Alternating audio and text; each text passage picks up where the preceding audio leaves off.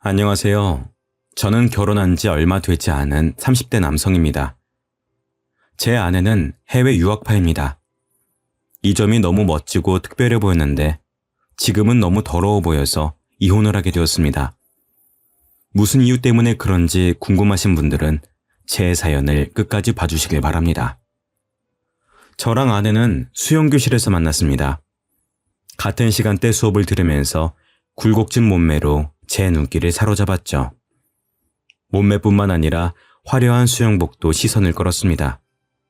보통 수업을 들으러 오면 무난한 디자인을 많이 입고 오는데 아내는 누구나 뒤돌아볼 원색의 디자인을 입고 왔거든요.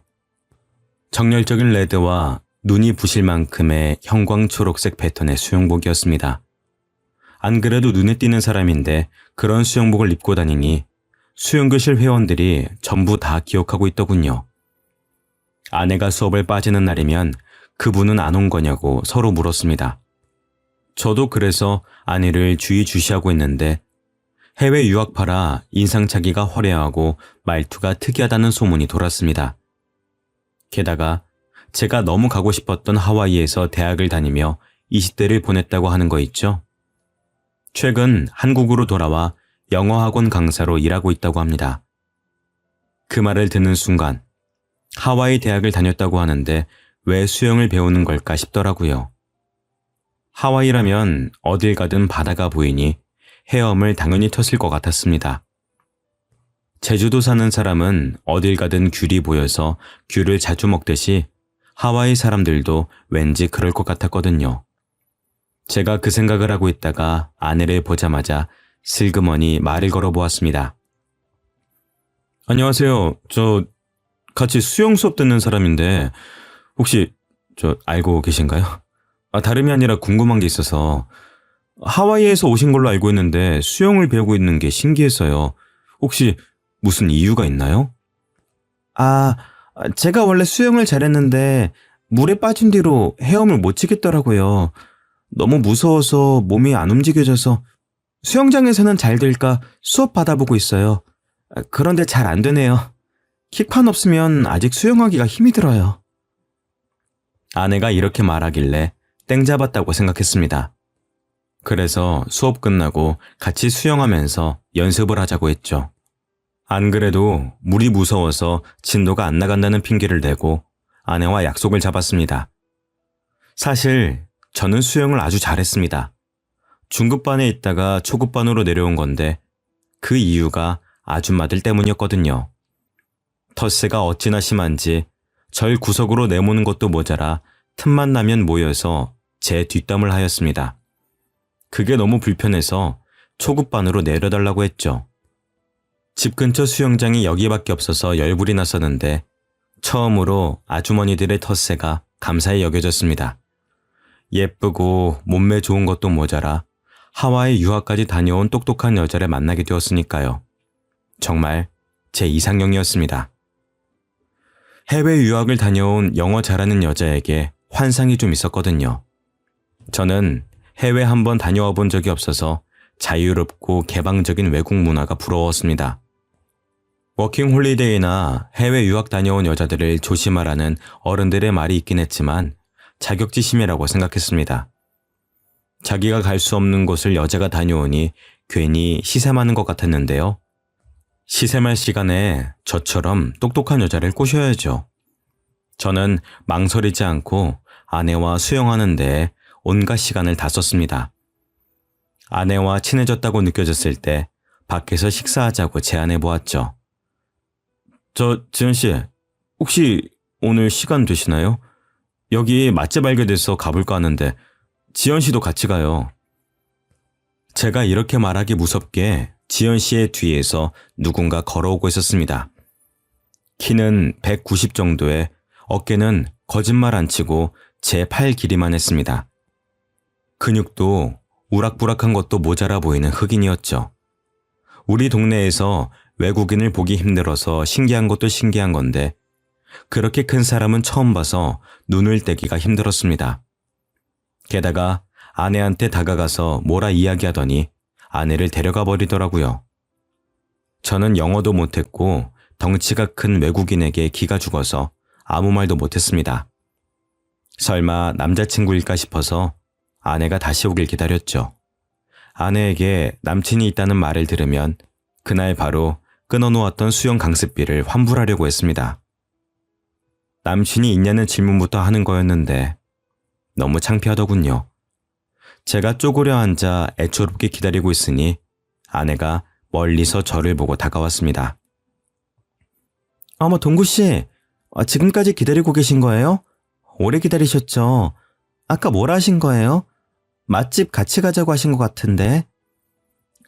그게 같이 식사하려고 했는데 남자친구 있으시면 실례인 것 같아서요. 혹시 아까 그분 남자친구분이실까요? 네? 그런 거 아니에요. 그냥 친구인데 오늘 잠깐 제 얼굴 보고 간다고 했거든요. 갑자기 미국으로 간다고 하길래 잘 다녀오라는 말만 했어요. 저는 또 남자친구분인 줄 알고 강습비 환불할 뻔했어요. 고백도 못하고 차인 기분이라. 그럼 식사 같이 하실까요? 저 지연 씨랑 밥 먹으려고 기다리고 있었는데. 네, 당연하죠. 못 파는 데예요? 동구 씨는 가본 곳이에요? 이렇게 아내와 식사 자리를 갖고 급격하게 친해지게 되었습니다. 간단하게 국수를 먹고 2차로 삼겹살에 소주를 먹으러 갔거든요. 역시 술이 들어가니 창피해서 못했던 말들이 우수수 나왔습니다. 첫눈에 반했다느니, 해외 유학 다녀온 여자가 이상형이라느니, 술에 취해 별별 소리를 다 했죠. 저희 아내는 술이 어찌나 센지 제가 취해서 필름이 끊길 때까지 멀쩡했습니다. 정신을 차려보니 눈앞에 낯선 천장이 보이더군요. 설마 했는데 아내가 자기 집까지 데려온 것이었습니다. 제가 놀라서 벌떡 일어나니까 아내가 배시시 웃으며 말하였습니다. 일어났어? 그렇게 술이 약하면서 왜 빨리 마셨어? 천천히 좀 마시지. 어제 일 기억나긴 해? 내가 어디 사냐고 물어봐도 말을 안 해줘서 데려왔어. 죄송해요. 이제 막 친해졌는데 이런 실수를 하고. 앞으로 이런 일 없을 거예요. 지연 씨랑 너무 친해지고 싶어서 그랬어요. 뭐야, 하나도 기억 못하나 보네? 우리 말 놓기로 했잖아. 우리 동갑이니까 얼른 놓자고 한 사람이 누군데? 아내는 이런 상황이 놀랍지도 않은지 까르륵 웃음을 터뜨렸습니다. 하긴 외국에서는 파티도 많이 하고 친구들이랑 같이 자는 일이 흔할 테니까요. 여유로워 보이는 아내의 모습에 저는 또 마음이 갔습니다. 제가 못 해본 경험을 아내는 많이 해봤을 것 같더라고요. 아내가 해장해야 한다며 유학 갔을 때 많이 해먹었다는 라자냐도 만들어 주었습니다. 라자냐라는 음식을 처음 먹어봤는데 좀 느끼하긴 해도 해장이 되는 기분이었죠. 아마 아내가 해준 음식이고 아내랑 같이 있어서인 것 같았습니다. 그 뒤로 아내가 라자냐를 해주는 일이 많아졌습니다. 수영 강습이 끝나면 따로 만나서 수영을 잠깐 하고 술을 마시러 갔으니까요. 그리고 자연스럽게 아내 집으로 가서 데이트를 하다 보니 정식으로 만나자는 말 없이 사이가 깊어지게 되었습니다. 이렇게 교제한 적은 처음이라 생소했지만 아내가 다른 문화권에서 지내다가 온 사람이니 그런 거라고 생각했죠. 1년 정도 교제하고 나니 아내에 대한 마음이 깊어져서 결혼 이야기를 꺼내고 싶어졌습니다. 아내도 결혼 생각이 아예 없는 건 아닌 것 같더라고요. 제가 독신주의냐고 물었을 때 아니라고 했으니 프로포즈를 준비했습니다. 근사한 레스토랑을 예약하고 유명 브랜드 반지를 구매했는데요. 아내에게 레스토랑 주소를 알려주고 제가 먼저 가서 기다리고 있으니 심장이 터질 듯 뛰었습니다. 아내가 거절하면 어쩌나 걱정되는 마음으로 약속 시간을 기다렸죠. 그런데 아내는 제가 보낸 레스토랑을 확인하지 않았는지 평소처럼 편안한 옷차림이었습니다. 다른 손님들은 다 캐주얼한 정장을 입고 있는데 아내만 티셔츠에 청바지를 입고 있더라고요. 정말 서운했지만 정장을 차려입은 저를 본 아내의 반응이 더 실망스러웠습니다. 당신 뭐야? 진짜 웃기다. 나 만나고 어디 가는 거야? 어디 가는 게 아니라 당신 만나려고 이렇게 차려입은 거잖아. 왜? 설마 프로포즈라도 하려고? 여러분도 그때 아내 표정을 보셨어야 합니다. 농담이라도 하는 것처럼 푹 하고 웃음을 터뜨리더니 제 표정이 굳으니까 갑자기 미안해 하더라고요. 그제야 제가 프로포즈할 거라는 사실을 눈치챘나 봅니다. 갑자기 울상을 지으며 제 팔에 붙잡더군요. 아니, 말을 하지 그랬어. 난 그것도 모르고 이렇게 왔네. 우리가 진짜 결혼을 약속하고 만난 사이도 아니고 내가 말 안 하면 어떻게 알아? 결혼을 약속하고 만난 사이가 아니라니? 그럼 나만 진지했어? 설마 당신은 나 가볍게 만날 생각이었던 거야? 설마 난 그런 생각 없었어. 나도 당신이랑 결혼하고 싶었어. 그런데 하와이 사람들은 약혼하고 보통 결혼 준비하니까 그랬지. 한국에서 산 시간보다 하와이에서 산 시간이 많아서 헷갈렸나 봐. 미안해, 자기. 아내가 문화 차이 때문에 그런 거라고 하니 이해하려고 노력했습니다. 저도 더 이상 서운해하지 않고 준비한 대로 반지를 건네주었죠. 결혼하자는 프로포즈를 하니 아내가 바로 받아들이며 정말 고맙다고 해주었습니다. 고민도 않고 바로 결혼하자고 하니 정말 아내다운 결정이었는데요. 저희 결혼 준비 과정도 시원시원했습니다. 굳이 돈 많이 쓸 필요 없다고 작은 결혼식에서 조촐하게 식을 올리기로 하였습니다. 화려한 결혼식은 아니었지만 아내는 굉장히 행복해하고 만족스러워 하더라고요. 이런 말하면 문매를 맞을 것 같아서 말 안 하려고 했지만 해야겠습니다. 한국 여자들이랑 다른 느낌이었거든요. 외국물을 먹어서 그런지 사치에 별 신경을 쓰지 않고 저와 함께 해주었습니다. 결혼 준비도 반반, 집도 반반. 연애할 때도 느꼈지만 모든 게 더치페이였습니다. 덕분에 아내를 향한 마음이 더 커졌죠. 하지만 역시 결혼은 집안과 집안끼리 하는 것이라 그런지 이런 아내의 눈에 눈물을 흘리게 만들어버렸습니다. 저희 엄마가 상견례 자리가 끝나고 저를 따로 불러서 결혼을 반대한다는 거 있죠. 어떤 여자랑 결혼해도 좋을 것 같다던 엄마가 아내의 유학 사실을 알게 된 뒤로 한 반대였습니다. 치안이 해외 유학 다녀왔다며 그것도 하와이에서 아예 살았었다고? 동구야, 이 결혼 다시 생각해봐야겠다. 왜 엄마, 유학 다녀온 게 뭐 어때서?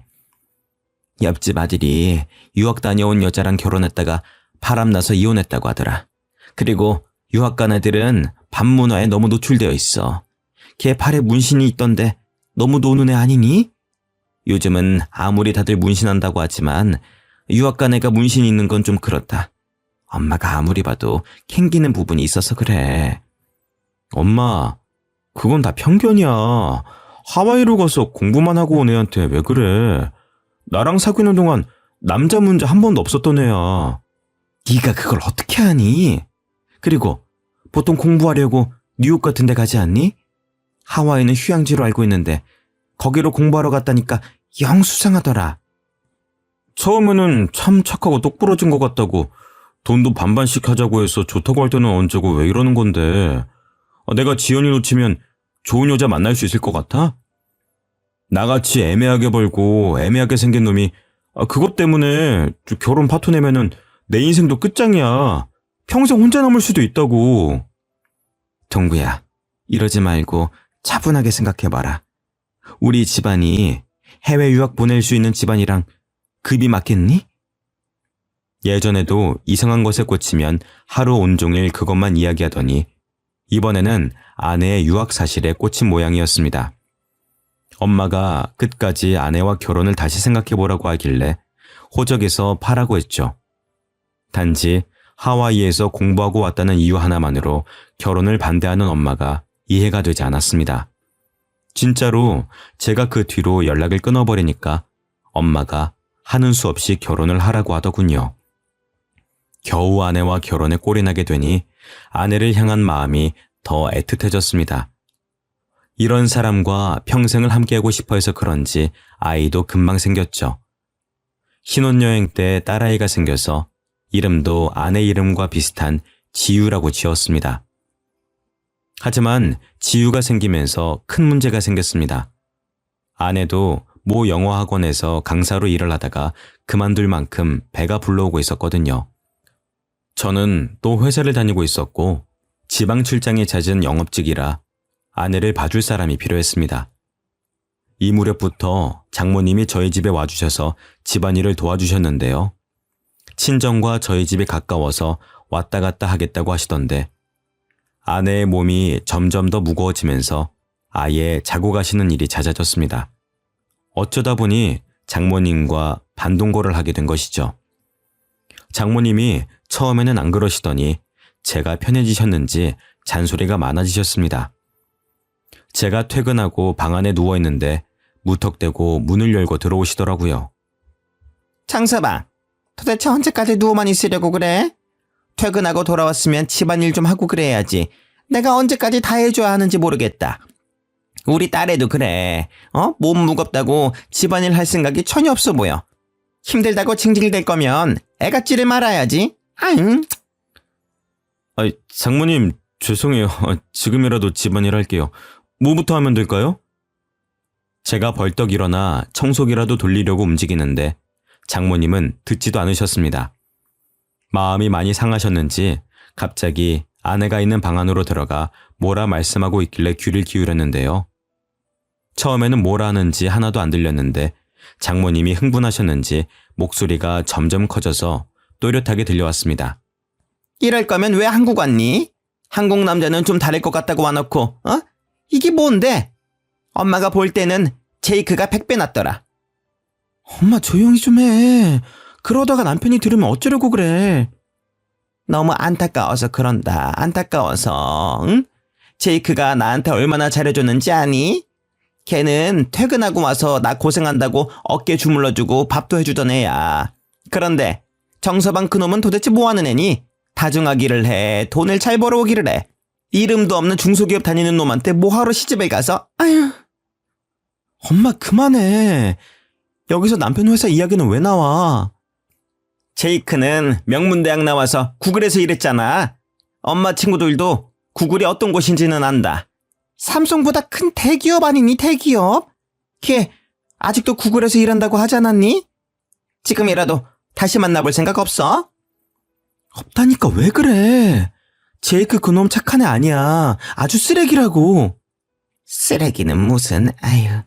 네가 한국으로 온다고 하니까 걔가 실망해서 잠깐 한눈 판 거 아니야. 나라도 그러겠다. 그리고 네 뱃속에 있는 애기, 정서방 애기 맞니? 제이크 애기면 어쩌려고 그래? 제이크가 흑인이라서 싫다고 할 때는 언제고 왜 자꾸 제이크 이야기 꺼내는데? 이제 제이크랑 끝났어. 우리 애는 남편에게 확실하니까 그만 좀 해.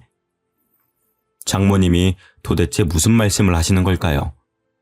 아내 뱃속에 있는 아기가 제 아기가 아닐 수도 있다는 말에 심장이 빠르게 뛰기 시작했습니다.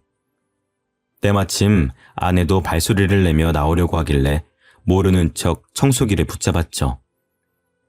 제가 청소를 하는 척 연기를 하는데 아내가 눈물을 흘렸습니다.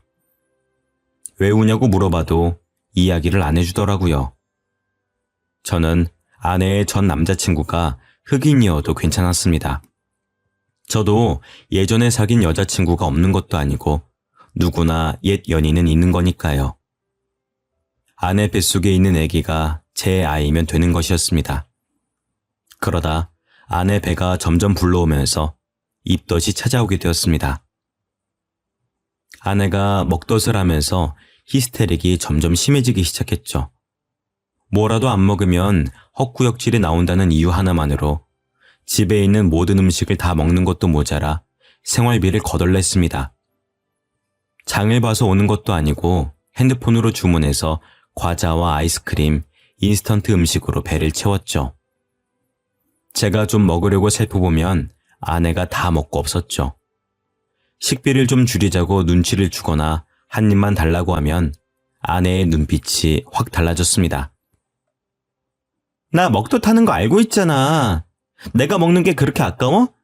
임신해서 이러는 거 아니까 조금만 참아주면 안 돼? 나도 이러기 싫어. 안 그래도 살이 너무 쪄서 우울하단 말이야. 아내의 말대로 아내는 임신 전부터 20kg 가까이 더 쪄 있었습니다. 탄탄하고 멋진 몸매가 점점 커지고 둥글둥글해지다 못해 굴러갈 것 같더군요. 제가 조금이라도 먹지를 못하게 하거나 먹는 걸로 잔소리하면 소리를 지르기 일쑤였습니다. 아, 그만 좀 해! 우리 지우가 듣는다고. 우리 지우가 배고프다는데 자꾸 그럴래? 나 이거 안 먹으면 토할 것 같다고. 그렇게 내가 보기 싫어? 옛날보다 더 뚱뚱해져서 꼴 보기 싫은 거지, 응? 아니야, 여보. 나는 당신 건강 망가질까봐 그러지. 내가 책에서 봤는데 임신 중에 체중이 너무 늘면 아기는 물론 산모한테도 안 좋대. 그러니까 우리 건강한 음식만 먹으면서 지우 나오길 기다리자, 응? 싫어. 지우가 피자 먹고 싶대. 샐러드 같은 거 너무 먹기 싫대. 아내가 날이 갈수록 먹을 거에 예민해지더라고요. 조금만 식단 조절을 하려고 하면 신경질을 부렸습니다. 물론 저도 먹덧을 하면 자꾸만 헛구역질이 나오고 속이 더부룩한 건 알고 있었습니다.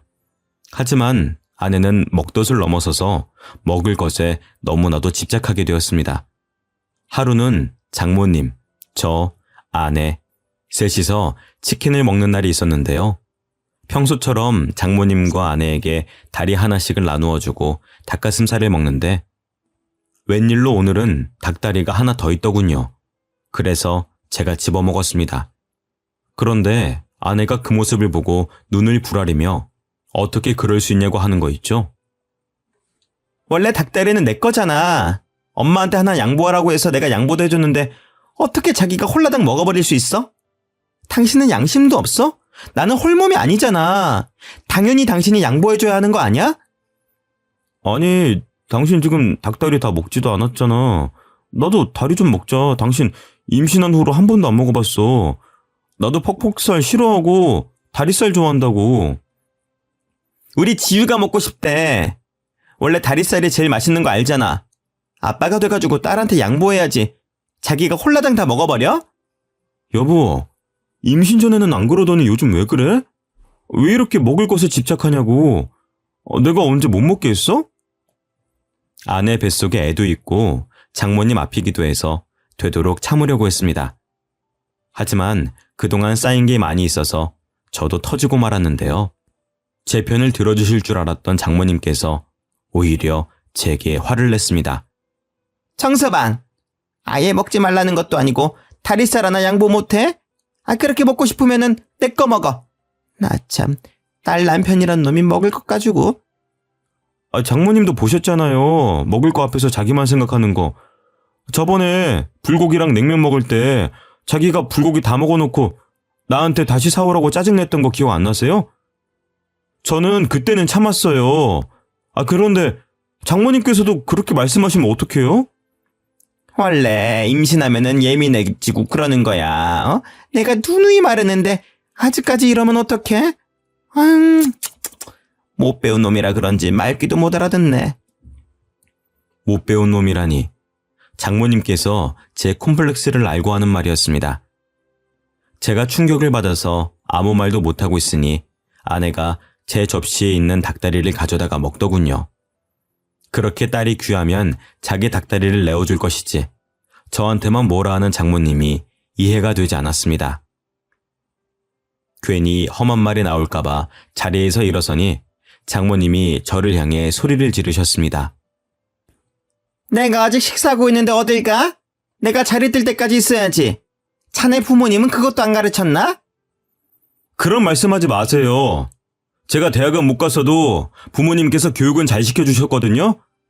장모님, 갈수록 말이 심해지시는 거 아세요? 처음에는 안 그러셨잖아요. 저한테 갑자기 왜 이러시는데요? 왜 그러긴? 보면 볼수록 밉상이나 그런다. 입만 열어도 멍청하게 느껴져서 무슨 대화를 할 수가 있어야지. 우리 딸도 그래서 점점 짜증이 많아지고 있는 거야. 너한테 말을 못하고 있는데 같이 살면 살수록 실망스럽다고 하더라. 제가 뭘 했다고 그러세요? 여보, 말해봐. 뭐가 그렇게 실망스러운데? 됐다. 괜히 내 딸한테 뭐라 하지 마라. 지연아, 이리로 와. 방해가 있자. 제가 아내에게 이유를 캐물으려고 하니까 장모님이 아내를 데리고 가버리더라고요. 이때부터 확실하게 아내와 사이가 멀어지고 있다고 느꼈습니다. 아내와 장모님이 같이 있는 시간이 늘어나면 늘어날수록 아내가 제게 적대적으로 변하더군요. 진짜로 아내 뱃속에 있는 아기가 제 아기가 아닌 걸까요? 어쩌면 제이크라는 흑인 남자의 아기일 것 같아서 불길한 예감이 들었습니다. 그래서 아내도 날이 갈수록 예민해져서 예전 같지 않은 걸까 싶었습니다. 뱃속에 있는 아기가 남의 아기라고 물을 수도 없고 아내와의 관계 때문에 정말 고민이 많았습니다. 무턱대고 직구를 날렸다가 아내와 이혼하게 되면 정말 끔찍할 것 같았죠. 그만큼 아내를 사랑했습니다. 아내가 솔직하게 털어놓아 준다면 이혼할 생각도 없었습니다. 아내를 정말 사랑하지만 내가 흑인 아기를 잘 키울 수 있을까? 아내가 어디서부터 날 속인 걸까 생각하면 생각할수록 괴로워져서 잠을 못 잤습니다. 덕분에 회사에서도 집중이 안 돼서 여러 번 혼났을 정도였으니까요. 이제는 아내에게 진실을 알아내서 사과를 받아내든 오해를 풀든 해야 할 것 같았습니다. 그래서 그날 바로 퇴근하는 길에 아내가 좋아하는 회와 무알코올 맥주를 사갔습니다.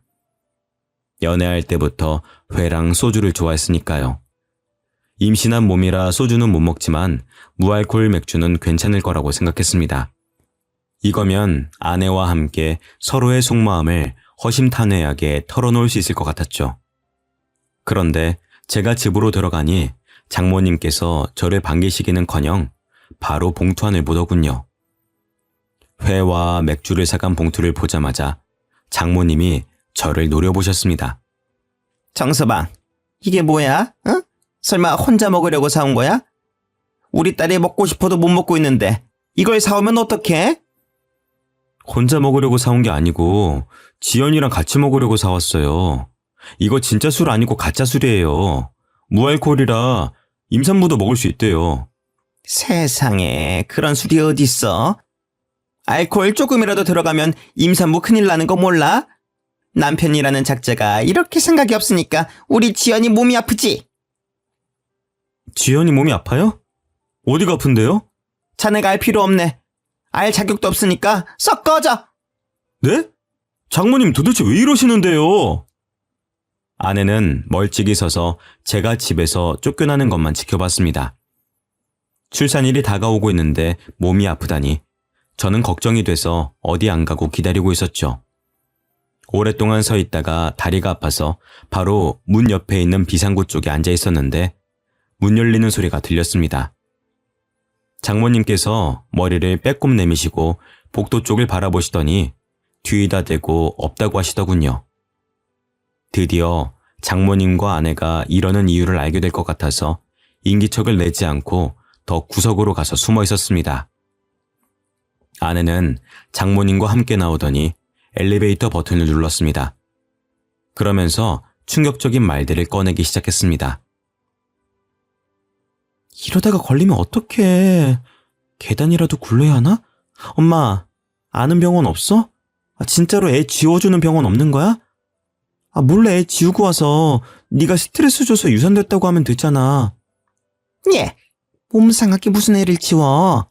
그냥 정서방 모르게 입양시키고 애 낳다가 죽어버렸다고 해. 그래야 나중에 위자료도 두둑히 챙길 거 아니야. 역시 그러는 게 낫겠지? 예정일 얼마 안 남았으니까 슬슬 준비해야겠다. 아무래도 제가 들었던 말이 사실이었나 봅니다. 아내 뱃속에 있는 애가 제 애가 아니었던 거죠. 저는 그 말을 들은 순간 집으로 돌아갈 수 없게 되었습니다. 마침 다음날이 주말이라 다행이었죠. 정신없이 술을 들이켰다가 길바닥에서 잠들었습니다. 금요일부터 일요일까지 전부 다요. 동상 걸릴 정도로 추운 날이 아니라서 죽지 않았습니다. 하지만 차라리 엄청 추운 겨울날이라서 동사에 걸려서 죽었음 하는 마음이 들더군요. 그만큼 괴로웠습니다. 제 두 귀로 제이크의 아기 같다는 말을 들었을 때에도 아내를 사랑해서 믿었는데 제가 너무 바보같이 느껴지더군요. 그렇게 평일을 맞이했는데 도저히 회사에 갈 수 있는 몸 상태가 아니었습니다. 회사에는 병가를 내고 진지하게 퇴사를 고민하였습니다. 퇴사를 하고 훌쩍 떠나버릴까 하는 마음이 들었지만 주말 내내 마셨던 술이 깨면 깰수록 생각이 바뀌었습니다. 잘못은 아내가 했는데 제가 이렇게 고통스러워할 필요가 없죠. 아내에게 똑같이 복수를 해줘야 했습니다. 그래서 모르는 척 집으로 돌아가 아내에게 몸은 괜찮냐고 물었습니다. 평소처럼 눈치 보는 척 연기하며 아내의 비위를 맞춰주었는데요. 아내는 제가 모든 사실을 알아낸 것도 모르고 짜증을 내더라고요.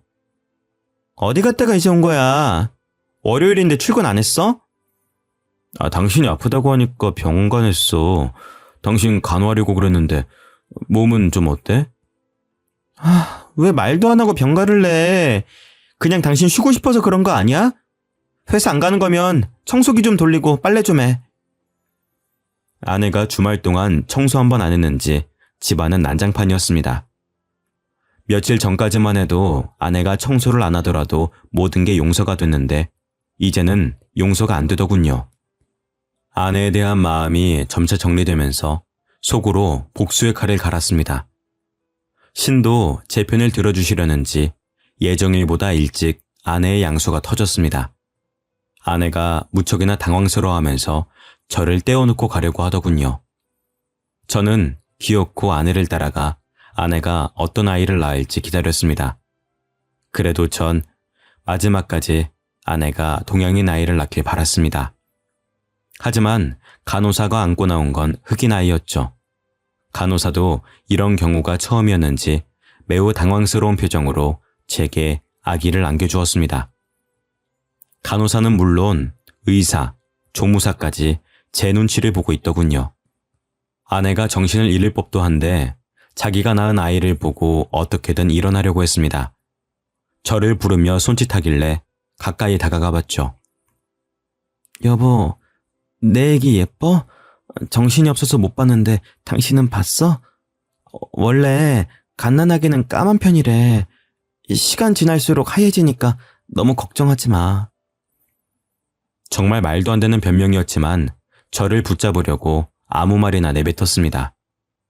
하긴 남편이 잘못했다는 귀책 사유를 만들어내서 이혼한 후 위자료를 받아내려던 여자였으니까요. 제 복수를 위해 아내의 말을 믿어주는 척 연기하였습니다. 이때부터 아내와 장모의 히스테릭이 사라져버렸습니다. 그동안 위자료를 위해 연기를 했던 거죠. 그 대신 아내와 장모가 저 몰래 모여서 귓속말을 하는 것을 들었습니다. 조리원에서 몸조리만 하면 되니까 저보고 집에 가라고 해놓고 둘이서 무슨 꿍꿍이를 꾸미고 있더라고요. 아이고, 이걸 어쩌면 좋냐. 제이크 얘기인 거 다 들켜버린 것 같은데 이러다 위자료 받는 게 아니라 이혼당하고 위자료까지 내줘야 하는 거 아니야? 아니야. 지금까지 별말 없는 거 보니까 내 말 믿어주는 것 같아. 지금이라도 지유 입양 보내자. 내가 갑자기 아파서 병원에서 죽었다고 할게. 내가 어떻게든 정서방 못 오게 막을 테니까 네가 어떻게든 입양 절차 밟아놔라. 그리고 너 제이크 그 흑인 놈 만나기만 해봐. 정서방한테 제이크 만나다 걸리면 네 인생 아주 끝장날기 뻔하니까. 안 만난다니까. 제이크 미국으로 갔어. 아내는 장모에게 이리 말해놓고 막상 장모가 입양 절차를 알아보겠다고 가버리니 급하게 짐을 싸고 있었습니다.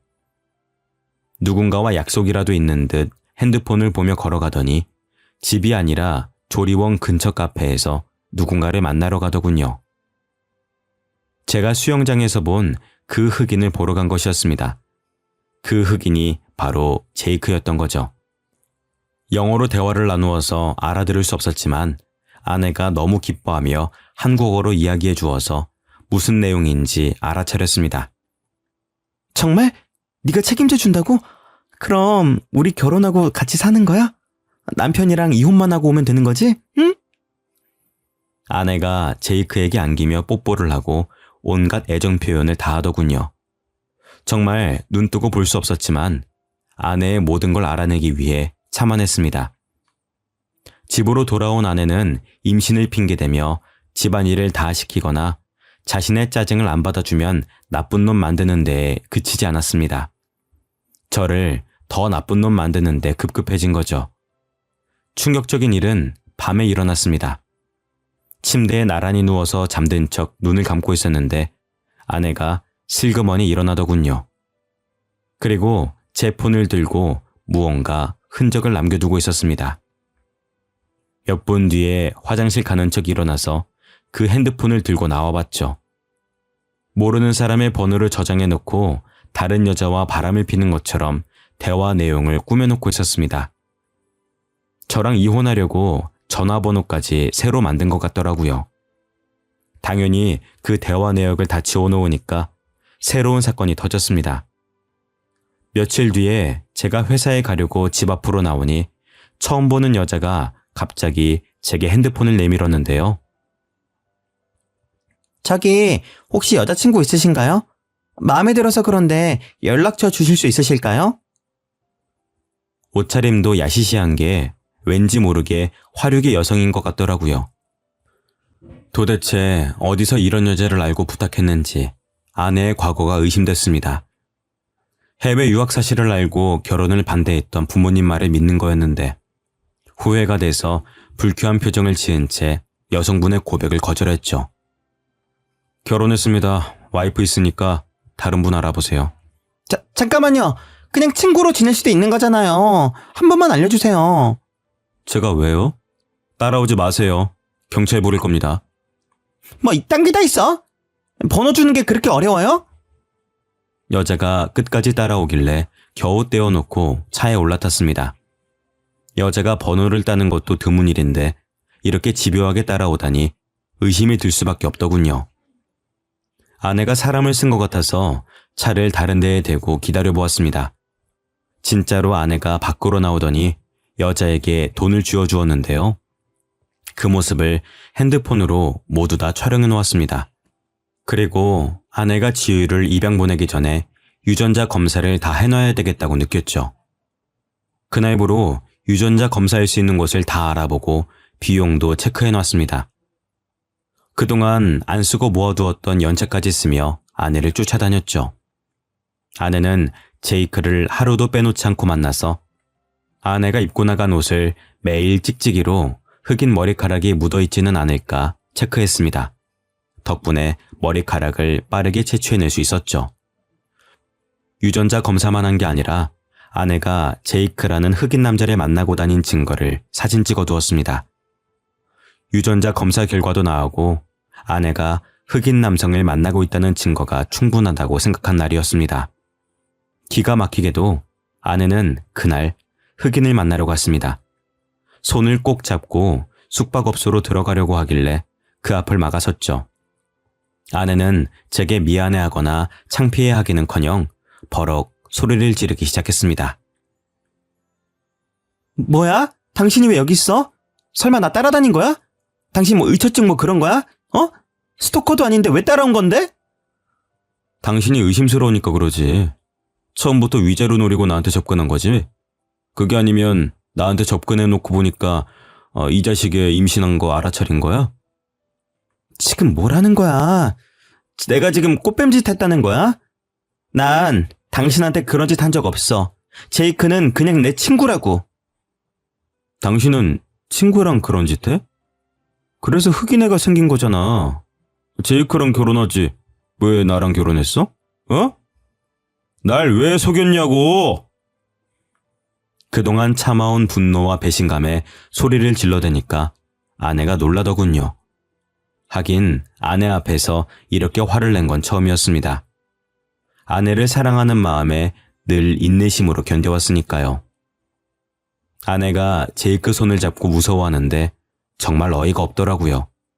그래서 가방에 넣어둔 사진을 꺼내서 보여주었습니다. 당신이 저 흑인 놈이랑 데이트하는 사진 맨날 찍어놨거든? 응? 증거가 이렇게 많이 모이더라. 이뿐인 줄 알아? 지유랑 제이크랑 유전자가 일치한다는 증거도 잡아냈어. 유전자 서류 복사본을 아내 얼굴에 집어 던지니까 그제야 아내가 부들부들 떨더군요. 그러다 닭똥 같은 눈물을 뚝뚝 흘리며 불쌍한 척을 하였습니다. 여보, 나는 그러려고 그런 게 아니라 내가 이 자식한테 당한 거야. 억지로 당해서 임신하게 된 거라고. 내가 사랑하는 건 제이크가 아니라 당신이야. 내가 그 말을 믿을 것 같아? 처음부터 끝까지 거짓말만 하는 사람이랑 지낼 생각 없어. 우리 이혼하자. 난 당신이랑 이혼할 준비 다 끝냈어. 아니야. 내 말 좀 믿어달라니까? 난 피해자야. 아내가 끝까지 거짓말을 하길래 흑인이랑 잘 먹고 잘 살라고 버려두고 왔죠. 그 뒤로도 아내가 제 회사로 찾아와 제발 봐달라고 빌었지만 이혼 소송을 진행 중입니다. 위자료는 물론 사기죄 합의금까지 받아내서 떵떵거리며 살고 있네요. 빈털터리가 된 아내는 흑인 집에 얹혀 살려고 찾아간 것 같지만 연락이 끊긴 것 같았습니다. 다시 저를 찾아와서는 제발 자기랑 만나달라고 하더라고요. 자기야, 나 제이크한테 배신당했어. 지우 키워주겠다고 해놓고 미국으로 도망가 버렸다고. 그러니까 우리 다시 합치자. 응? 우리 지우는 어떻게 하려고 그래. 아빠 없이 키울 순 없잖아. 그래도 한때는 진짜 딸이라고 생각했으니까 당신이 아빠가 되어주면 안 돼? 나 어떻게든 나쁜 놈 만들려고 성질도 두고 집안일 다 시킬 때는 언제고 유산까지 못 가니까 이런 거 아냐. 너랑 장모가 하는 이야기 다 들었어. 그때 녹음이라도 하는 거였는데 말이야. 괜히 너 같은 걸 믿어가지고. 네 계획대로 유산이 되거나 몰래 애 입양시키는 일이 성사됐으면 어땠을까? 나는 평생 죄인으로 살았겠지. 안 그래? 내가 설마 그러겠어? 너무 답답한 마음에 그랬던 거야. 여보, 제발 내 말 좀 믿어줘. 아내가 이번에는 바짓가랑이를 붙잡고 엉엉 울길래 힘껏 차버렸습니다. 와이프가 아스팔트 바닥에 넘어져서 우는데도 하나도 불쌍해 보이지 않더군요. 그래서 그 흑인 찾으러 미국으로 가라고 하고 저는 회사로 들어가 버렸습니다. 제가 퇴근할 때까지 회사 앞에 있길래 경찰에 신고하는 것도 잊지 않았죠. 아내가 회사나 부모님과 같이 살고 있는 집으로 찾아올 때마다 경찰에 신고를 해줬더니 다시는 찾아오지 않았습니다. 제가 콩깍지가 조금이라도 늦게 벗겨졌다면 어땠을까요? 자꾸만 끔찍한 생각이 들어서 이렇게나마 사연을 보내봅니다. 여러분들은 사랑한다고 저처럼 다 감싸고 이해하려고 하지 말고 짚고 넘어가셔야 되는 부분은 꼭 확인하고 넘어가시길 바랍니다. 지금까지 제 사연 들어주셔서 감사합니다.